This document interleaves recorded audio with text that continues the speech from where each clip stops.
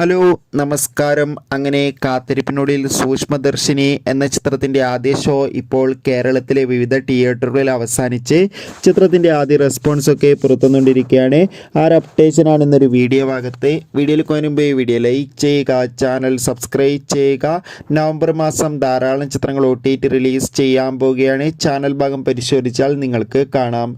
ബേസിൽ Joseph, Nazriya എന്നൊക്കെ പ്രധാന കഥാപാത്രങ്ങളായി ഇന്ന് റിലീസ് ചെയ്ത ചിത്രമായിരുന്നു സൂക്ഷ്മദർശിനി.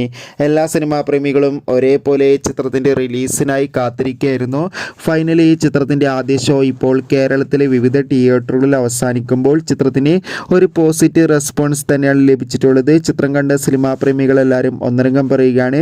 ചിത്രം മികച്ചൊരു ഫാമിലി കോമഡി ത്രില്ലർ എൻ്റർടൈൻമെൻ്റ് ആണെന്നും ചിത്രത്തിൽ നമുക്ക് ബേസിൽ ജോസഫിൻ്റെയും നസ്രിയുടെയും നല്ല മികച്ച അഭിനയം തന്നെ കാണാൻ വേണ്ടി സാധിക്കുന്നുണ്ടെന്നും.